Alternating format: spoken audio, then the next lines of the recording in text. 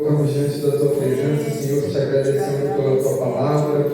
Obrigado, Senhor, por esse momento, Pai amado. Que o Senhor venha falar aos nossos corações, que o Senhor venha falar ao coração do Teu povo, em nome de Jesus. Amém. Os irmãos continuem de pé, irmãos. Antes dos irmãos se sentarem, vou ser breve. Vou fazer uma breve dinâmica aqui, enquanto o Felipe não começa a filmar. O pastor não desculpe. Vou fazer umas perguntas, irmãos. Terça-feira é aquele dia que dá mais sono no culto. Eu conheço crente.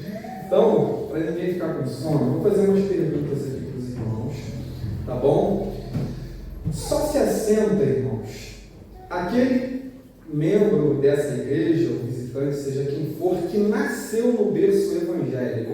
Você que nasceu no berço evangélico, se assente. Quem não nasceu, fica de pé. Uma boa parcela ficou de pé.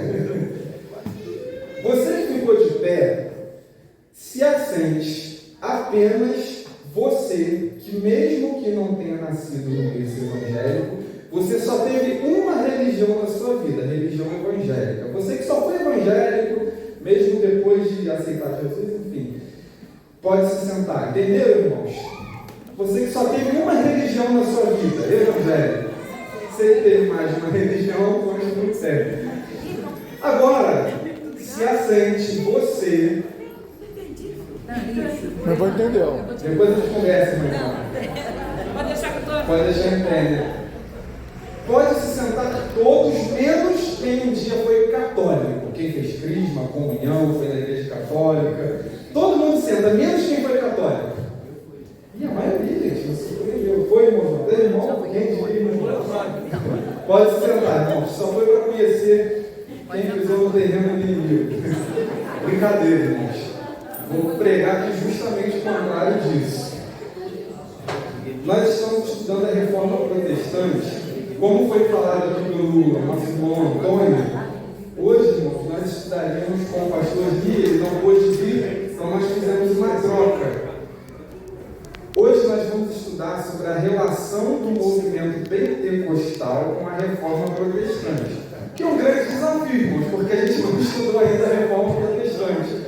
Então, eu daria aula lá no final, né, a relação do movimento pentecostal, que somos nós, com a reforma. Mas como houve essa troca, então eu vou voltar um pouquinho, tá bom, irmãos?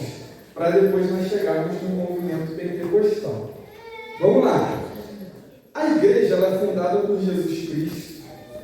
Ela é mantida pelo poder de Deus, claro, mas pelos apóstolos, pelos discípulos, e a igreja cresce. Pastor Gilson falou semana passada que essa igreja cresce debaixo de muita perseguição. Chega ali no ano 313, irmãos, acompanhem um pouquinho essas datas, tá bom? Chega ali no ano 313, a gente tem 2022, então lá no ano 313, essa perseguição, o próprio imperador Constantino, ele para com essa perseguição, né? O Estado para de perseguir a igreja. E ali em 395, um outro imperador chamado Teodósio, ele diz o seguinte: olha, nós não somente vamos parar de perseguir eles, agora eles vão ser a religião oficial do Estado. Então a igreja, nos primeiros 1500 anos, irmãos, acontece muita coisa, são 1500 anos. Primeiro, é uma igreja que inicialmente é perseguida, depois adquire liberdade. É uma igreja que inicia pobre, muito simples. Depois é uma igreja que vai enriquecer muito. É uma igreja que tem muitos pontos positivos. A igreja que presta auxílio, que presta caridade. Lembrando que a gente está falando de igreja no Ocidente, irmãos, na Europa e depois aqui na América, tá bom? Porque se a gente for para o outro lado, não tem, é terça-feira que dá para estudar isso tudo. Essa igreja, irmãos, ela vai se romanizar. Como foi falado aqui terça-feira passada, né? A igreja ela vai se tornar uma igreja católica romana, ligada a Roma, aqui no Ocidente. Então é uma igreja que presta muito auxílio, que faz muita caridade. Quem já ouviu falar do Francisco de Assis, enfim. É uma igreja politicamente poderosa. Lembra aquela igreja que é perseguida? Agora ela se estabelece em Roma, agora ela tem um Papa. Esse Papa ele controla o rei. Então, é uma igreja politicamente poderosa, não é essa divisão. Hoje, por exemplo, nós temos um presidente que não tem vínculo com a igreja. E normalmente é assim. Nesse período, irmãos, na Europa, que daqui a pouco vai virar aqui para a gente, é uma igreja politicamente poderosa. É uma igreja de muitas construções. Quem já viu aqueles templos católicos magníficos, inclusive muito bonitos? Porém, é uma igreja, irmãos, que vai lidar em muitos períodos com muita corrupção. É uma igreja que, a partir do momento que você junta governo, que é uma liderança política, com religião, irmãos, não tem como dar certo. É muita corrupção que vai acontecer dentro da igreja. Quando eu falar aqui de igreja católica, irmãos, eu brinquei aqui, mas de forma alguma, se vocês observarem, o pastor Gilson falou com muito carinho da igreja católica aqui na terça passada. E eu vou manter ali na mesma linha, tá bom? Vou falar aqui, já estou falando de alguns fatos históricos, a ideia não é atacar, muito pelo contrário. Como eu disse aqui, essa igreja teve muitos pontos positivos. Porém, doutrinariamente, o que é doutrina? Quando se fala das crenças teológicas, essa igreja ela entrou por um caminho muito complicado. É uma igreja que ali no ano 400, ela vai estabelecer a oração pelos mortos. Quer dizer, tem gente que é muito ruim e vai direto para o inferno. Tem gente que é muito bom, está garantido no céu, mas tem os mais ou menos, que vão para o purgatório. Aí a gente que fica aqui, a gente é responsável por orar pelos mortos. E são ideias, irmãos, que vêm de uma tradição. Toda igreja tem uma tradição. Porém, nesse momento, a igreja entende que a tradição está acima da Bíblia. Porque se você for ler a Bíblia, você não vai achar essa ideia nos livros canônicos, você não vai achar a ideia de oração pelos mortos. Né? Tem que forçar muito a Bíblia para você achar isso. Essa igreja, lá no Concílio de Éfeso, no ano de 431, vamos lá, lembra que eu estava lá em 313? A igreja surgiu lá no ano 30, 32, 33, 40, ela foi andando, estava no ano 313, já estou subindo, ó, 395, já estou lá em 431, no Concílio de Éfeso, vai ser determinado que Maria, ela é mãe de Deus, ou seja, ela não é só mãe do Jesus homem, mas do homem, do Jesus Deus, né? Então isso traz muita confusão, porque muita gente vai considerar Maria como um símbolo espiritual superior. Nós, como cristãos evangélicos, né, nós respeitamos muito Maria, mas não atribuímos o poder. Tem muito católico que vai dizer assim, não, mas não é adoração, é veneração. Mas assim, a igreja acaba, irmãos, entrando por um caminho de olhar Maria como um ser divino. Tem muita gente que diz até que Maria é intercessora. Repito, isso são questões que vão entrando pela tradição, não pelo âmbito bíblico. Então a igreja vai adquirindo essa forma. A igreja, ela vai incorporar essa ideia do purgatório, a ideia de um papado. Por mais que se diga, né, que Pedro foi o primeiro papa, isso não tem muita base histórica, isso é mais uma questão de tradição. É muito possível que o primeiro papa, tem gente que diz ali que foi perto do ano 400, 500, 600.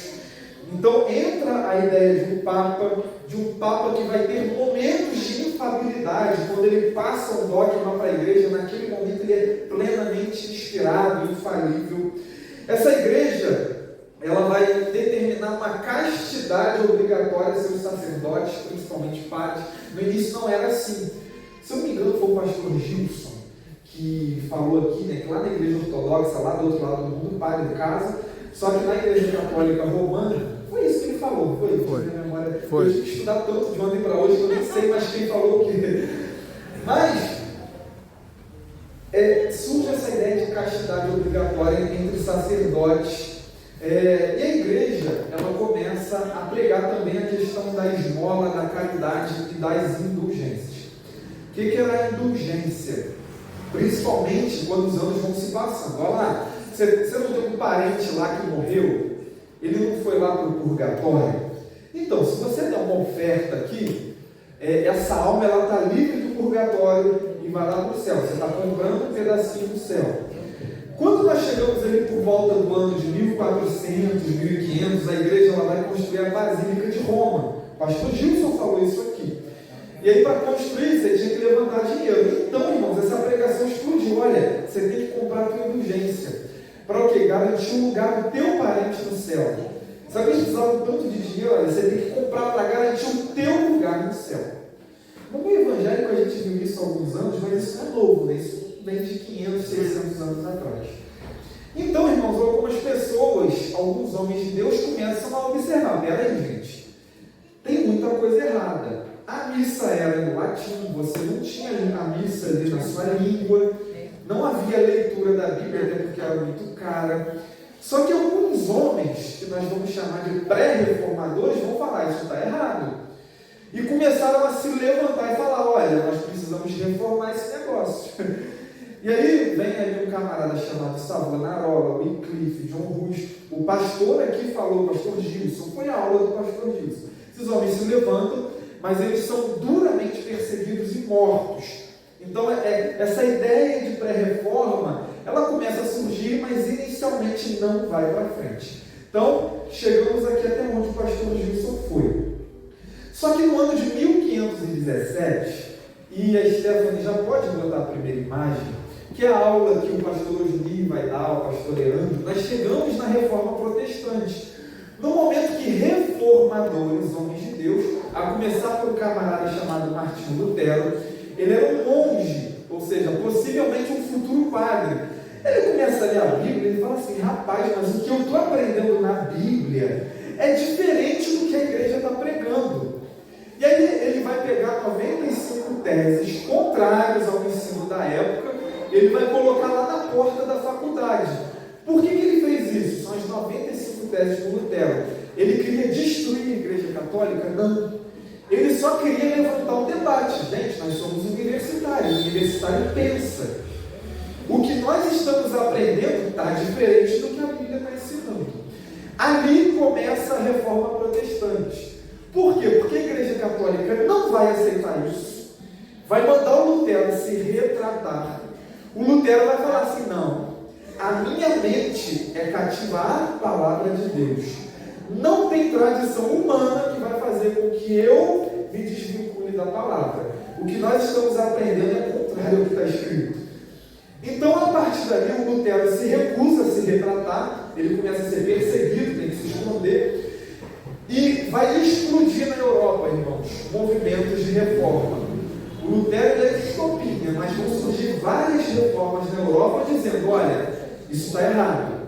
Nós estamos aprendendo errado, a Bíblia, ela fala o contrário. A partir dali surge algo chamado protestantismo. O protestantismo, irmãos, ele vai ter 5 ideias que vão ali reverberar na época. Primeiro, sola gratia. Na época, irmãos, as missas eram em latim, o padre ele tinha que estudar latim, então o latim era a língua entre os padres. Os reformadores, eles vão estabelecer 5 solas. Primeiro, sola gratia, somente a graça. Por que eles vão estabelecer o somente a graça? Porque na época a salvação estava sendo por dinheiro, pela oração por quem estava no purgatório, eles vão falar não. A salvação é pela graça. Então, nós não acreditamos que a salvação é dada por um padre, por um homem, por indulgência. É pela graça, é um presente de Deus. Porque lá em Efésios 2,9 vai falar, pela graça sois salvos. Isso não vem de vós, é dom, é presente no grego de Deus. Acabou. Eles vão estabelecer o sola fide, somente a fé. Fide, no latim é fé, somente a fé. Romanos 3,28 vai falar, o homem é justificado não pelas obras. Eu não compro a minha salvação pela caridade que eu faço. Eu sou justificado pela fé em Jesus. Somente Cristo. Por que somente Cristo, irmãos? 1 Timóteo 2,5 vai falar, há um só Deus e um mediador entre os homens e Deus. É Maria? É o santo que vai interceder por mim? Não. Eu só tenho um mediador, somente Cristo. Só a Escritura, ou seja, somente a Escritura. Paulo vai falar em 2 Timóteo 3,16, toda a Escritura é divinamente inspirada. Ou seja, a nossa regra de fé e prática não é o que o padre, o que o pastor, o que o rabino fala. Eu só sigo o que ele fala se estiver dentro da palavra. Eles entenderam o seguinte, a igreja está impondo tradições humanas que entram em conflito com a palavra. Então eu fico somente com a Escritura. Só lhe deu glória, somente somente a Ele a glória. Romanos 11:36. Porque dele, por Ele, é pelo padre, é pelo clero, é pelo frade, pelo sacerdote, não. Porque dele, por Ele, para Ele, somente a Ele a adoração. Então eu não adoro imagem, não adoro escultura, eu só adoro a Deus. Então, irmãos, a reforma protestante, não vou ficar no assunto, até por respeito aos outros professores, vem estabelecendo esse pensamento. A Europa vai se dividir. Alguns países vão ficar com o catolicismo. Alguns países vão migrar para o protestantismo. Por exemplo, Portugal, Espanha, eles continuam muito católicos. Então, quando eles vêm colonizando o Brasil é completamente católico no início. Já países como a Alemanha, que é a terra lá do Lutero, a Suíça, a Inglaterra, eles se tornam protestantes. Não é à toa que os países que eles colonizaram se tornaram crentes. Estados Unidos, por exemplo. Ô Luan, então para te comentar, se for sobre a palavra, eu já vi vários vídeos onde alguns padres falam: o problema do evangélico coloca a Bíblia acima da igreja. Isso seria o certo, porque a igreja acima da Bíblia, eu vou ter heresias, eu vou ter alterações, eu vou ter mudanças. Então o nosso problema como evangélico é que a gente coloca a Bíblia acima da igreja, então acima do homem, acima das novidades, das invenções, mas a palavra que manda, né? Perfeito, Felipe. É justamente isso. O Felipe seria um ótimo reformador, seria perseguido, principalmente com esse discurso. E aí, meus irmãos, vamos lá. Estamos no Cinco Sola, a igreja vai se dividir agora. Não existe. Se você fala assim, poxa, existia evangélico há 600 anos atrás? Deixa eu contar um segredo, não existia não. Aqui no Ocidente, na nossa área, só católicos. Quando vem a reforma protestante, vem o entendimento, peraí, nós precisamos da Bíblia. Então, o catolicismo, irmãos, ele vai continuar nessa mesma pegada. Eles vão fazer uma contra-reforma, inclusive vai influenciar aqui no Brasil, vão evangelizar os indígenas, porque os reformadores estão fazendo estrago aqui na Europa, né? Então, a Igreja Católica mantém, mas agora, irmãos, vão surgir novas ramificações a partir da reforma. Stephanie, você tem aquela outra imagem? Irmãos, vão surgir movimentos. Por quê? Vamos lá. Agora eu tenho a Bíblia. E a Bíblia, ela tem muitos pontos de interpretação, pontos difíceis. E aí, determinado movimento protestante vai falar o seguinte: olha, o batismo, ele é quando a gente é pequenininho, tem que ir lá e batizar. O outro movimento vai falar: não, tem que dar um mergulho. O outro movimento vai falar assim: olha, o batismo, ele não necessariamente é infantil, ele tem que ser adulto, mas é só com uma canequinha aqui, ó. Já viu? Tem igreja que batiza assim. Então, as igrejas vão começar, as pessoas, os reformadores vão para a Bíblia, vamos discutir a Bíblia agora. E aí vão surgir diversos movimentos. Eu coloquei essa imagem, é muito difícil você achar uma imagem que fala de como a igreja foi se desenvolvendo. Só que ela é tão boa, ela é tão bem organizada, só que ela tem um problema, ela está cheia de erro. Alguém que já tem uma base de história da igreja vai identificar alguns erros ali. Mas eu peguei justamente ela, porque ela é visualmente muito interessante. Por exemplo, ela coloca ali que os testemunhos de Jeová, os mormons, os adventistas, são frutos da reforma. Isso é muito discutível, porque reforma protestante são religiões cristãs. E aí, como que o testemunho de Jeová, ele é uma ala da reforma? Vieram os dois, tanto do mormonismo quanto do testemunho de Jeová, vieram do adventismo, os dois fundadores. Então, perfeitamente. E aí, quando a gente olha para hoje, eles acreditam em Jesus como Filho de Deus. Então, é muito discutível, né? Mas a gente vai esquecer um pouquinho os testemunhos de Jeová, os mormons, os adventistas, até porque existe uma aula Seitas e Heresias, depois vocês pegam um pastor para dar esse estudo, ou para colocar esse estudo. Eu peguei 3 grupos ali, irmãos: os pietistas, os metodistas e os puritanos. Esses grupos são grupos que vão surgir como consequência da reforma. Quando a reforma acontece, primeiro, nós vamos ter uma tradução da Bíblia. Na época, irmãos, a Bíblia era muito cara. Não existia Bíblia dessa forma. E aí, irmãos, justamente justamente quando Lutero começa a reforma protestante, o Gutenberg, ele vai inventar uma máquina chamada máquina de prensar, que é uma máquina, é a impressora que a gente tem hoje, só que muito mais antiga, de 500 anos atrás. Quando ele inventa a máquina de prensar, coincidentemente, e eu vejo como provisão de Deus, a reforma está explodindo. Então, irmãos, juntou a fome com a vontade de comer. O Lutero, os reformadores diziam que manda isso aqui. E aí eles inventam uma máquina de prensar. Irmãos, a Bíblia, que antes ninguém tinha acesso, todo mundo vai ter acesso. Os reformadores, eles faziam um negócio muito interessante. Eles falavam assim, a Bíblia é tão poderosa que eles imprimiam várias Bíblias, né, não nesse formato bonitinho que a gente tem, colocavam dentro de malas, e aí eles jogavam assim dentro de um barco aleatório do correio da época, e eles mandavam para uma determinada cidade. Eles falavam assim, olha, essas Bíblias vão chegar nessas cidades, e a Bíblia é tão poderosa que a Bíblia vai fazer o serviço sozinha. Sabe o que é mais interessante? Que o negócio funcionava.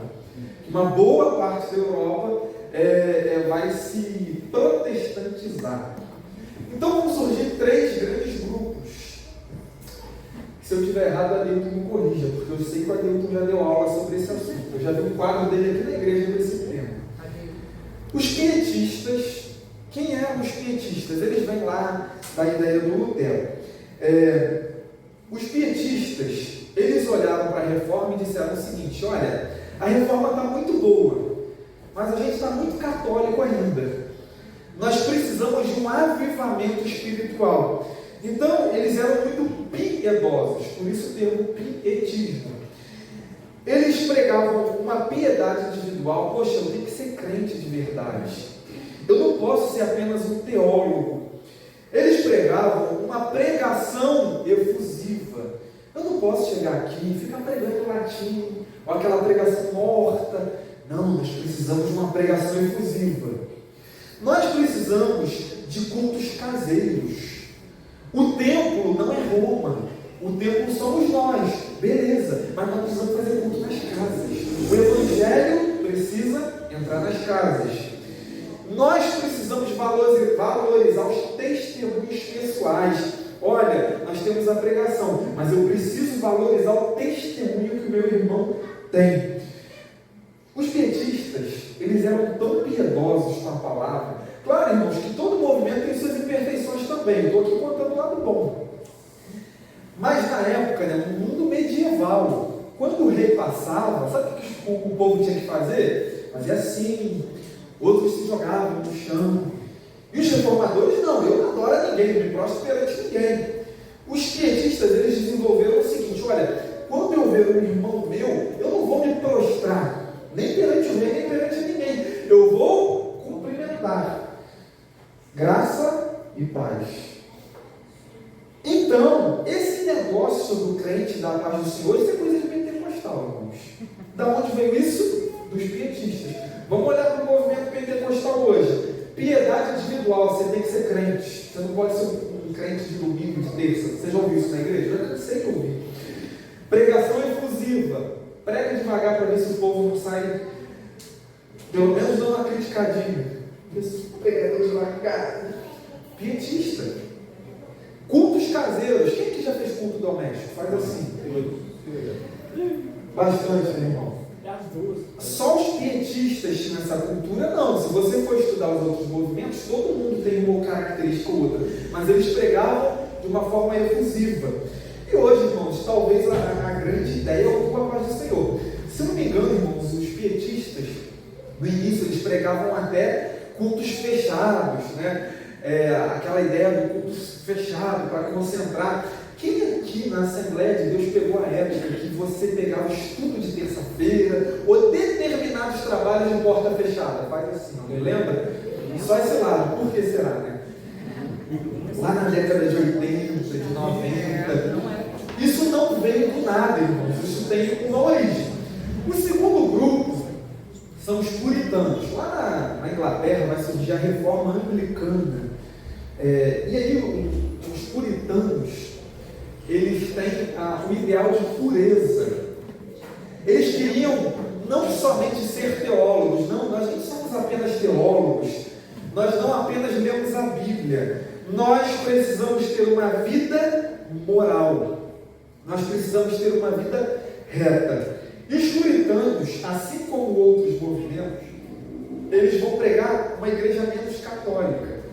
Olha, nós não queremos imagens, porque a igreja anglicana, que é uma igreja protestante, ela é a igreja católica dos protestantes, porque ela é protestante, mas ela lembra muito o catolicismo. O pastor, o reverendo lá, ele está de batina, você tem algumas imagens. O puritanismo, ele vem, não, vamos reformar isso aqui. Então eles acabam, né? Não somente eles, mas eles não gostam muito da ideia de imagens dentro da igreja. Outros grupos também não. Pode ver, irmãos, olha pela nossa parede. E as igrejas católicas não somente tinham as imagens, mas como tinham desenhos. O desenho lá do Jonas, o desenho de Jesus, para quê? Para justamente chamar a atenção. E no meu ponto de vista, irmãos, isso era muito bom, tá bom? Não estou aqui falando sobre a imagem lá do Santinho, não. Os desenhos, os vitrais, porque desperta a curiosidade. Já os puritanos vieram e acabaram com isso. Não somente eles, como outros movimentos. E pode olhar que na igreja pentecostal, irmão, você pinta uma parede e dá uma confusão generalizada. Isso não é novo, isso vem lá de trás. E eles pregavam muito a devoção individual, o jejum. Pregavam também uma ideia de, poxa, se eu sou filho de Deus, eu preciso demonstrar nas minhas obras. Irmãos, isso influencia até hoje o nosso meio pentecostal. Os puritanos, irmãos, os puritanos calvinistas, eles são responsáveis por fundar os Estados Unidos. E eles vão com essa mentalidade. Os Estados Unidos hoje é uma nação decadente. Mas se você quiser entender como uma nação é boa hoje, você tem que olhar para 200 anos atrás. O que aconteceu 200 anos atrás nos Estados Unidos? 300 anos atrás? Não sei, minha memória está falhando. Os puritanos foram para os Estados Unidos, colonizaram aquela nação, tiveram muitos defeitos lá, claro, mas a partir deles, irmãos, os Estados Unidos vai prosperar de uma maneira magnífica, como talvez ninguém prosperou nos últimos 200 anos. Fantástico o trabalho que eles fizeram. Alguma dúvida, algum comentário, irmãos? E por fim, o mais conhecido ali é o movimento metodista. O movimento metodista, ele vai surgir pelo John Wesley. Quem já ouviu falar do John Wesley? Faz assim, uma boa parte, né, irmãos? Ele é o fundador do metodismo. É engraçado, né? Que o metodismo daqui a pouco ele se divide de novo, né? Tem a turma que acredita na língua estranha e a turma que não acredita. Mas o metodismo, ele vem do John Wesley e ele tem duas ênfases que eu queria destacar. O primeiro, eles pregavam uma ideia de movimento de santidade. Olha, você é salvo, mas você vai ter uma segunda experiência, que é a experiência de uma santidade plena. Eles pregavam que é possível o crente chegar numa perfeição de santidade aqui na terra, após a conversão, e a partir dessa santificação plena, ele começar a frutificar. Então ele prega essa ideia de santidade. Ele vai pregar muito também a questão de obras sociais. Ele era um homem que ele morreu com 84 anos, era uma máquina, irmãos, ou por volta de 84, 90 anos. Ele, nessa idade, ele, com o cavalo dele, visitava prisões, fazia obras de caridade. E o movimento metodista, eles vêm com esse ideal, e isso, obviamente, irmãos, vai influenciar até hoje. Hoje, uma das coisas que nós mais pregamos é a ideia da santificação. Então, são aí 3 movimentos que, ao redor dos anos, lembra, eu estava lá em 1500, esses movimentos vão se formando, 1600, 1700, 1800, 1900, e aí eles vão avançando. Porém, irmãos, quando nós chegamos no ano de 1900, 1910, até alguns anos antes, vai começar um negócio chamado movimento pentecostal. Então, há 200 anos atrás, existia o pentecostal que nós conhecemos hoje? Não. Você tinha focos, você tinha pessoas que tinham crenças igual a nós, mas movimentos pentecostais nós não tivemos. Nós vamos ter muitos avivamentos. O que são avivamentos? São grandes derramar do Espírito Santo em determinada região. Você vai ter lá no país de Gales, na Europa, um grande avivamento, um grande derramar do Espírito Santo, que os bares daquelas cidades eram fechados por falta de cliente, porque estava todo mundo convertendo. Então esses avivamentos eram grandes derramares do Espírito Santo. em pouco tempo, de uma forma muito poderosa, e o avivamento ele é como uma grande chuva, ele vem e inunda, ele alaga. Daqui a pouco aquela água vai escoando. O avivamento ele vem, ele é derramado, e depois daquele avivamento vão surgindo movimentos como consequência do avivamento. Então nós vamos ter avivamento lá na Europa, no país de Gales, o avivamento de Chicago, o avivamento da Rua Azusa. Quem fez o básico do seminário da Assembleia de Deus conhece o avivamento da Rua Azusa. E esses avivamentos, irmãos, eles vão trazendo a ideia do seguinte: o Espírito Santo não pode ser esquecido. Porque a igreja protestante, ela vem andando. E a pregação sobre Jesus, ok, Jesus vem, ele nos salva, ele nos transforma. A pregação sobre o Deus Pai, ele é o Criador, ela aconteceu. Só que a pregação do Espírito Santo, ou a ênfase no Espírito Santo foi esquecida. E aí o próprio Deus tratou de lembrar, olha, existe um Deus Pai, um Deus Filho e um Deus igualmente Espírito Santo. Esses avivamentos vão gerar aquilo que nós conhecemos como movimento pentecostal. O movimento pentecostal, nosso aqui brasileiro, ele começa por esses avivamentos. E aí são dois missionários suecos. Pode passar a terceira imagem, Stephanie, por favor. Qual o nome deles? Vamos ver quem sabe. Teste de conhecimento. Qual o nome deles? Daniel Berger e Gunnar Wien. Quem é o Daniel Berger ali? É o Ruth. Uma ótima descrição. O mais gordinho é o Daniel Berger. E o mais magrinho é o Gunnar Wien. Repare o estilo do bigode. É interessante. Eles eram missionários batistas.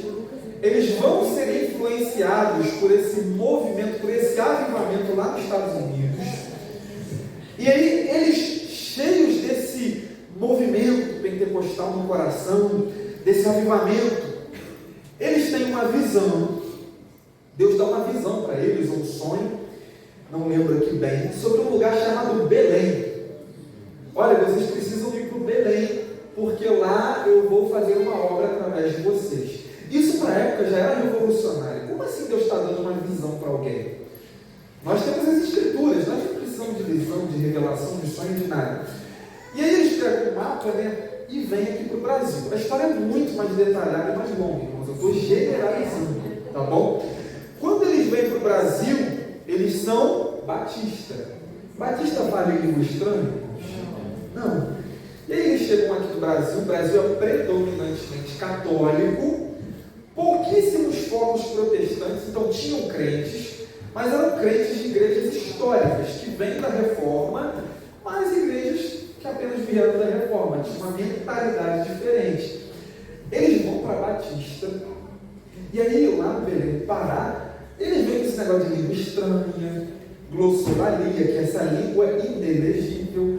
Eles vão ser convidados a se retirar.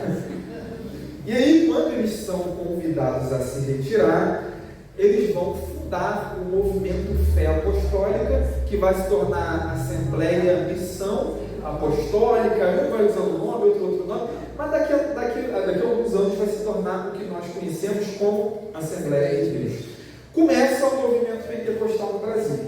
Em 1910 nós tivemos um homem italiano chamado Luigi Francesconi. Ele vai fundar a Congregação Cristã no Brasil. Lembra aquela turma que fica usando véu até hoje, todo mundo muito bem vestido? Então aí até hoje é um movimento pentecostal. Não prospera como a Assembleia de Deus prospera, mas é um movimento que é muito forte até hoje. É a Congregação Cristã no Brasil. Já o Berg e o Wink, não, eles fundam a Assembleia de Deus. Esses missionários suecos, eles vêm lá do norte da Europa, são da Suécia. E aí eles saem do norte da Europa, vão lá para os Estados Unidos e descem aqui para o Brasil. Quando eles chegam aqui, a pregação ela tem algumas ênfases. Primeiro, santidade. Lembra do movimento wesleyano lá atrás?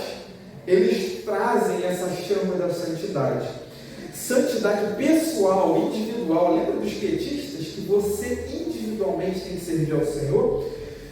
Eles trazem o grande diferencial do movimento pentecostal. Qual é o grande diferencial do movimento pentecostal? A crença no batismo no Espírito Santo. As outras igrejas acreditavam no batismo? Sim. Só que eles acreditavam que o batismo ocorria no momento da conversão. Como assim? Olha, Jesus Cristo vem e me convence dos meus pecados. O Espírito Santo vem e me convence do meu pecado. Eu entendo, poxa, sou pecador, preciso que alguém me redima. Jesus, eu te aceito. Nesse momento eu fui batizado. Essa é uma ideia das igrejas históricas, não pentecostais. O movimento pentecostal entende diferente. Não. Existe uma experiência distinta, diferente do processo de conversão, que é o batismo no Espírito Santo. E como que eu sei que eu fui batizado no Espírito Santo? Porque ele tem uma evidência, que é o falar nas línguas estranhas. Não vou ler aqui pelo horário, irmãos, mas lá em Atos 19, você tem um texto, está lá, se não me engano, Apolo, tem uma turma lá, e ele chega e fala assim, vocês são batizados no batismo de quem? Eles falam, olha, no batismo de João, no batismo de arrependimento.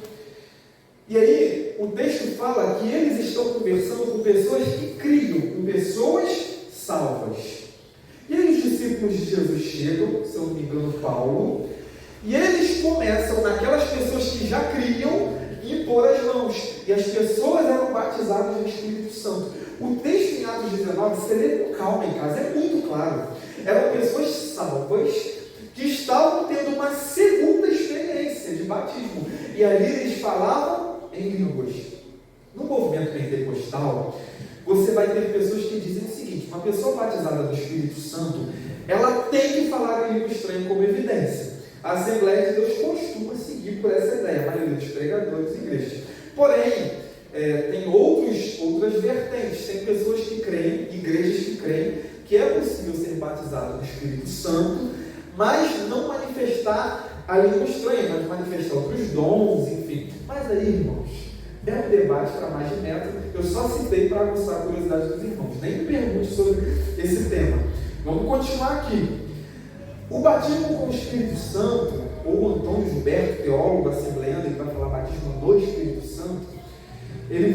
A Assembleia de Deus vai determinar o seguinte: olha, o batismo com o Espírito Santo é quando você se converte. Não tem problema, a gente pode chamar de batismo com o Espírito Santo.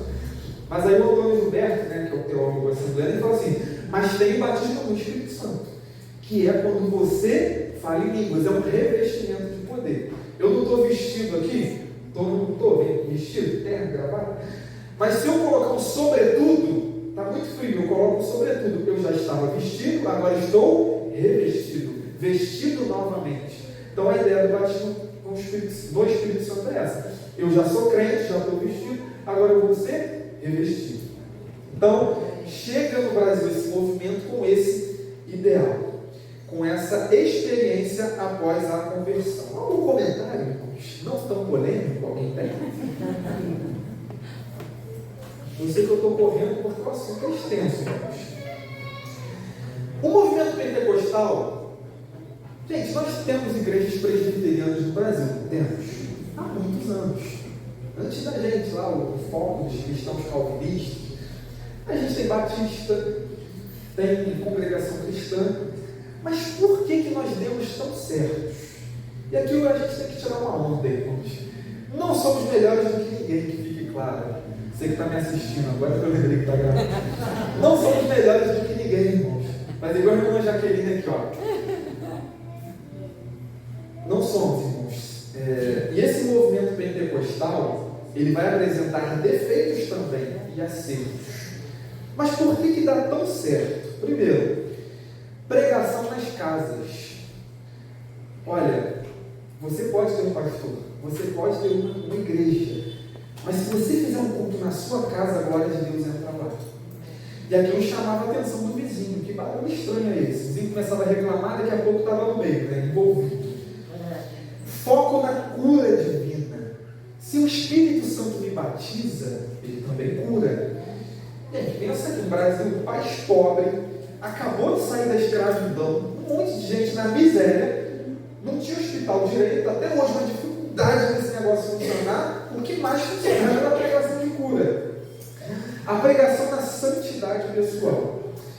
A reforma protestante, o principal ponto de contato entre a reforma e o movimento pentecostal é o sacerdócio universal dos santos. O que é isso? Pensa com a cabeça de alguém da Idade Média. Eu preciso buscar o Senhor. O que eu faço? Eu vou do padre.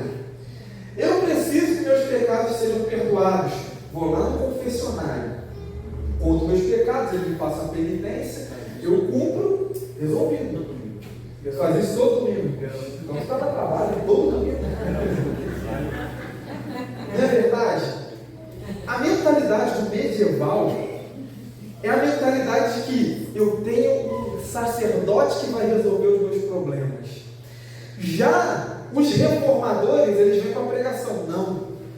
Pedro vai falar, nós somos geração eleita, sacerdócio real.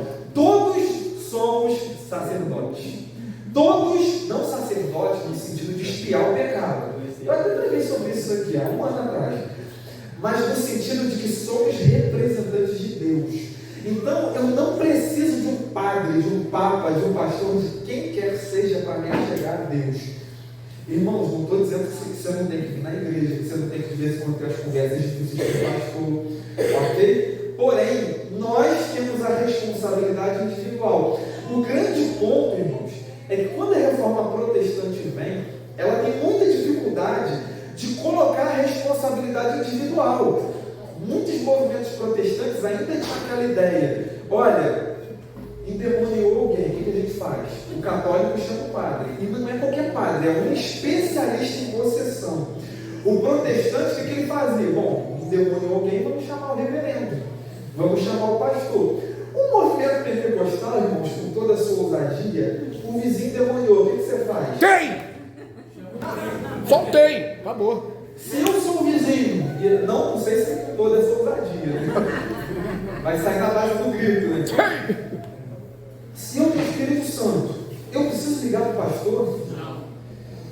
Não, eu vou lá e resolvo. Essa é a ideia do movimento pentecostal. É por isso que cresce, irmãos.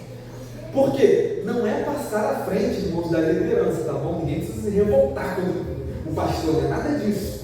Agora, eu tenho um camarada lá no meu trabalho doente. Sabe quem que vai orar por ele? Você.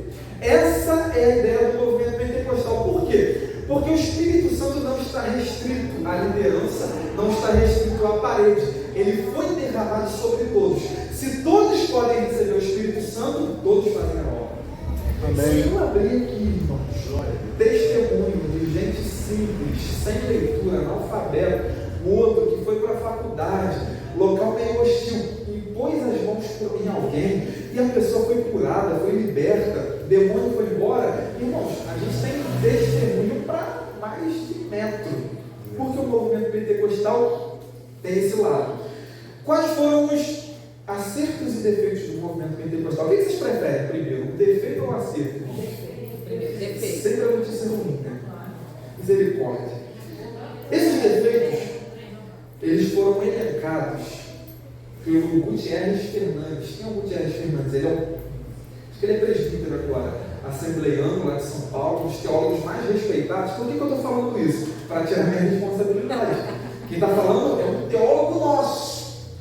Defeitos dentro do pentecostalismo: emocionalismo barato. O que é isso? Como o Espírito Santo desce, ele toca na nossa emoção. Então nós temos emoções no culto pentecostal muito afloradas. Problema nenhum. Só que tem gente que vem para o culto, chora e faz um escândalo e dá um show. Sai dessa porta, não arrepende de pecado, vive uma vida de mediocridade, uma vida esquisita, aí volta aqui e fala em línguas, sapateia, emocionalismo barato, defeito nosso. Falei aqui do defeito deles, das católicas, das igrejas protestantes. Agora, nosso defeito, emocionalismo barato. Emoções não é problema, tá bom? Vou até me defender aqui que fugiu o nome do pai da Simone. Pastor Hélio. Pastor Hélio, ele me pegou desprevenido domingo. Quem estava aqui entendeu, né? Emoções são um problema dentro do culto de forma alguma, irmãos. O problema é o emocionalismo que não transforma. Igrejas exclusivistas, não, porque a salvação é aqui. Há uns anos atrás, irmãos, quando alguém saía da Assembleia de Deus, para a gente a pessoa desviou. Olha lá, ó, foi para a igreja da Porta Larga. O que é isso? Quem nos colocou como juízes do reino de Deus? Então, igrejas extremamente exclusivistas, fechadas. Esse aqui, irmãos, não é o Gutierrez. Músicas extremamente superficiais. O que Deus vai fazer? Porque Deus vai tocar onde apenas o ser humano é o centro. De vez em quando, irmãos, é bom ouvir uns negócios assim.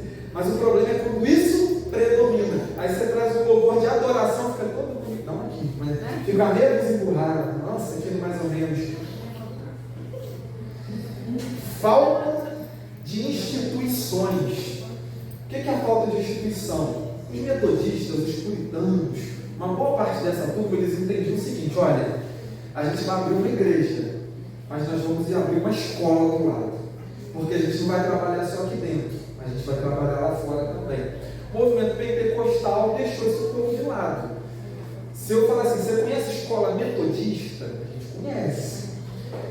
Você conhece faculdade Mackenzie, que é da presbiteriana? A gente conhece. Agora, quantas escolas assembleianas nós temos no Brasil? Contar no dedo. Se tinha, faliu. Fechou. Nós perdemos o olhar social, irmãos. Nós fazemos um bom trabalho institucional, fazemos. No morador de rua, na prisão. Mas esse lado educacional, aí a gente reclama que o professor é ateu. O professor do meu filho é um ateu, comunista. Óbvio. Nós deixamos de lado. Então tem esse lado, irmãos. Enfim, nós temos uma série de pecados e de problemas que eu não vou continuar aqui. Mas nós também tivemos os nossos acertos. Primeiro, centralidade da Bíblia. Irmãos, quando alguém prega, e a gente é muito encantado por quem fala grosso. Lembra dos bereanos? Ele está pregando, mas eu estou conferindo. Todo pregador falha, irmãos. Eu falho, quem prega que falha. De vez em quando a gente dá umas escorregadas, irmãos. Nós somos seres humanos. Tiago vai falar, né, do camarada que é perfeito no falar. É difícil alguém que acerta 100%. De vez em quando a gente prega os negócios, daqui a 10 anos a gente fala: meu Deus, que vergonha que eu preguei no negócio. Mas, irmãos, pregação, Bíblia na mão. Isso está na Bíblia? Ou isso é opinião? O que tem de gente que pega de opinião pessoal, coloca como se fosse Bíblia. Daqui a pouco eu chego lá. Resgate da pregação do Espírito Santo, o acolhimento social de prisioneiros, do morador de rua, a oportunidade ao leigo. O que é o leigo? É aquele que não é um doutor ou mestre como a Lara. Se fosse na Idade Média, Lara, só você pregava. Você mais a Natália, talvez. Mas não, o leigo, ele chega aqui, ele pode pregar. Ele tem que se esforçar. Também não fica nessa, irmão, eu sou leigo, não me esforço. Não. Faça o que está ao seu alcance. Não precisa ser doutor, mestre, mas se esforce para Jesus. Então, o leigo passa a ter oportunidade. E aí o leigo vem aqui, aí ele tropeça nas palavras, ele gagueja, ele fica nervoso. Aí o pastor insiste, dá oportunidade para ele de novo. Aí daqui a pouco aquela pessoa está falando bonito no culto. Você vai falar: rapaz, eu troquei a fralda dele e agora ele está falando bonito, porque o leigo vai ter uma oportunidade. O músico, ele nunca pegou um violão na vida, não tem músico, coloca o violão em cima dele, ele arranha ali, daqui a 2 anos ele está tocando bem, ele está evoluindo. É o leigo tendo oportunidade. A alfabetização. Minha avó foi alfabetizada pelo programa da Assembleia de Deus de Petrópolis. Por quê? Pentecostal, ele entende, eu tenho uma regra de fé. E há 30, 40 anos atrás, uma boa parcela da população não era alfabetizada. Então muitas igrejas investiram na alfabetização interna, para o povo ler a Bíblia. Grandes acertos do pentecostalismo, irmãos: a potencialização da mulher. A mulher, irmãos, ela não teve muito espaço. Não vim aqui defender pastorado feminino não, tá bom, irmãos? Isso é um assunto muito polêmico. Daqui a pouco tem gente se contorcendo no banco. Mas a mulher tem o espaço de ser uma regente. Até em igrejas que não aceitam o pastorado feminino, a mulher é regente, ela dá uma escola bíblica dominical, ela é uma recepcionista, ela trabalha. Antes era um trabalho exclusivo de homens. E Deus capacitou só os homens, irmão? Não. Então a mulher, ela vai ter um espaço no meio pentecostal, ela vem se desenvolvendo. Um grande acerto do movimento pentecostal, irmãos: eu e você. Nós somos frutos do pentecostalismo. Você se considera um acerto do movimento pentecostal? Amém, irmão? Amém. Você não está sendo soberbo não, fica tranquilo. O movimento pentecostal, ele também vai espalhar. Qual é a próxima imagem? Pode botar a próxima imagem. porque ele vai investir nos meios de comunicação de massa. Então, na década de 40, 50, 60, 70, o pentecostalismo vai para a rádio. Quem aqui, não sei se vocês lembram, há alguns anos atrás existia um negócio chamado Rádio Melodia, 93 FM, que era concorrente. Lembra disso? Mas isso foi muito mais forte lá na década de 80, 70. O povo não tinha dinheiro para ver televisão. E o pentecostalismo, ele entra na rádio. Normalmente o padre começava lá de manhã, quando ninguém estava acordando, o pessoal estava acordando ainda. E durante o dia era tudo nosso. Então nós fomos crescendo de uma forma muito grande. Depois nós fomos, através da rádio, alcançando as grandes zonas rurais. Antigamente, irmãos, as zonas rurais elas eram muito católicas. Agora é dividido. Você vai numa zona rural, você acha uma igrejinha lá, mas também encontra muito católico. Então é disputado o território. E aí o pentecostalismo ele se adequa à cultura, à linguagem que o povo fala. Isso foi um diferencial. Você pode ver que depois nós migramos para a TV. Acho que era sábado de manhã, uns 15 anos atrás, era muito engraçado. Numa tinha Malafaia, aí na outra tinha o Samuel Ferreira, aí na outra tinha mais gente. Tinha mais gente ali, tinha a aniversário de madrugada, então, mas tinha uma turma sábado de manhã. A Cara de Leão. João Henrique Palharim, eu lembro dele com rádio, ele foi para a TV também, não é verdade? Então, foi migrando o pentecostalismo. Agora a gente já está na internet. Chegou a tua vez de brilhar. Qualquer um pode. Então, ele vai crescendo de uma forma muito grande. Quando nós chegamos na década de 60, esse pentecostalismo ele vai ter um filho. Talvez um filho que muitos consideram um filho feio. O neopentecostalismo. 50, 60. Tem gente que fala que nessa época não é neopentecostalismo. É discutível, mas é muito possível. Nós vamos ter o foco em cura e avivamento. Aí você vai ter algumas igrejas que são fundadas. A igreja Deus é Amor, missionaridade de Miranda, completamente focada em cura e expulsar demônio. Brasil para Cristo, igreja do Evangelho Quadrangular, lembra do paradigma? Jesus cura, salva, liberta e batiza no Espírito Santo. São igrejas neopentecostais focadas na cura e no avivamento. Quando nós chegamos na década de 70, de 80, vem mais uma onda neopentecostal. Aí que o negócio começa a ficar diferente.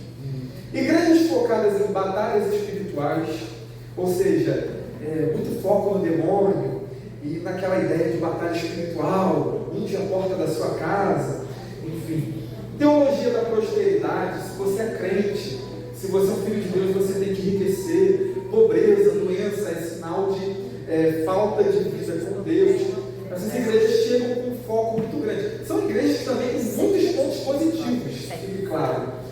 Porém, irmãos, são igrejas que são fundadas nessa pregação. Nem estou criticando aqui não, estou contando a história.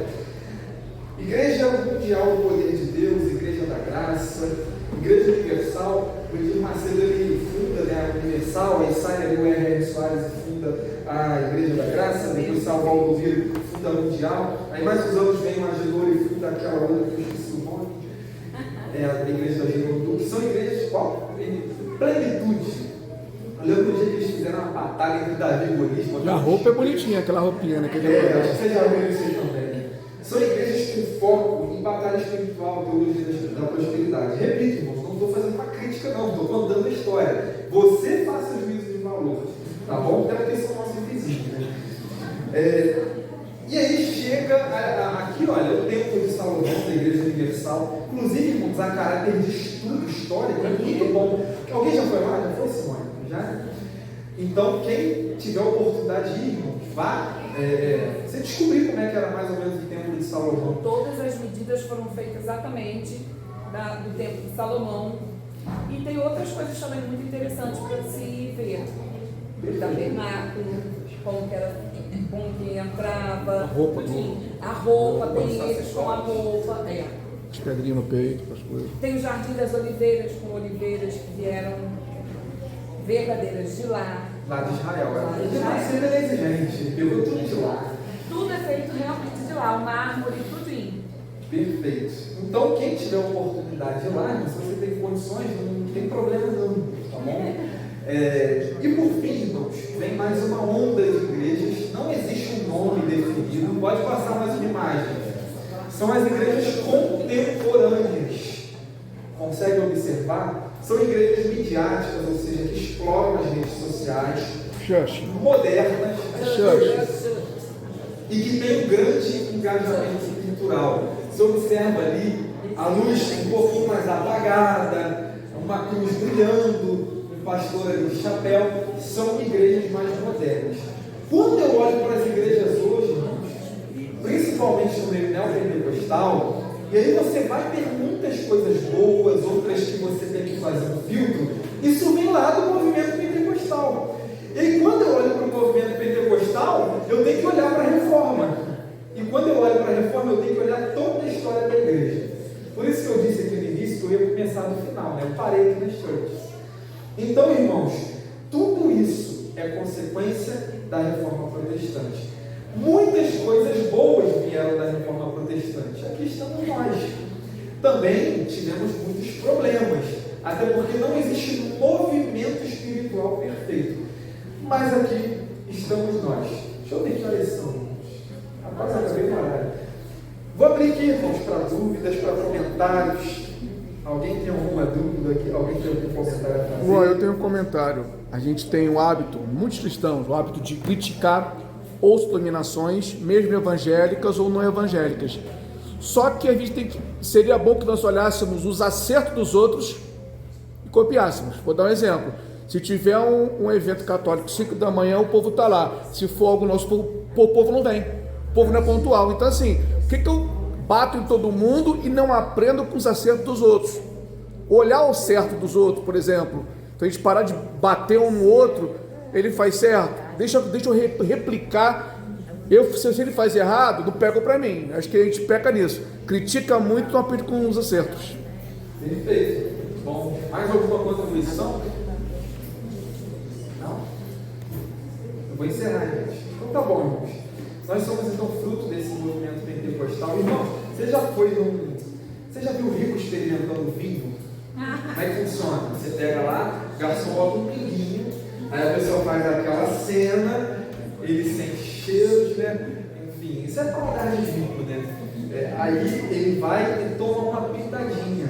Aí ele pega e fala assim, olha, isso aqui tá bom. Aí eu não sei como é que o rico faz, né? Deve ter um sinal secreto lá com a sobrancelha. Isso aqui tá ruim. E aí, se você gostou, você continua a experimentar.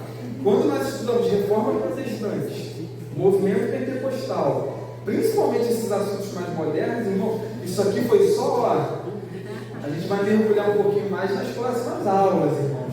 E você, se você se interessar pelo assunto, começa a estudar, irmãos. Irmãos, eu detesto esse negócio de não saber de onde eu vim. Um dia eu me perguntei, falei, poxa, eu sou assembleiano porque minha mãe é assembleiana. Eu nasci na igreja. Será que eu concordo com a teologia assembleiana? Sei que tem acertos, defeitos, todo mundo sabe. Mas será que eu concordo com a teologia? Batismo do Espírito Santo, salvação pela graça? E se eu tivesse nascido em outra igreja? A gente tem que se questionar, irmãos. Por que eu creio no que creio? Eu só estou vindo na igreja? Não tenha medo de ser crítico, não seja chato, tá bom? Seja crítico, seja um avaliador. Finalize, irmãos, lembrando dos irmãos bereanos, lá no livro de Atos, eles avaliavam pela Escritura. Mas foi um profeta. Mas eu tive um sonho. Beleza, mas tem a ver com a Escritura? Está debaixo da autoridade da Escritura? Que possamos ser um movimento pentecostal que dá ênfase ao Espírito Santo. A gente tem medo da atuação do Espírito Santo, não. Mas que estejamos debaixo da palavra. Amém? Eu agradeço a minha oportunidade. Amém.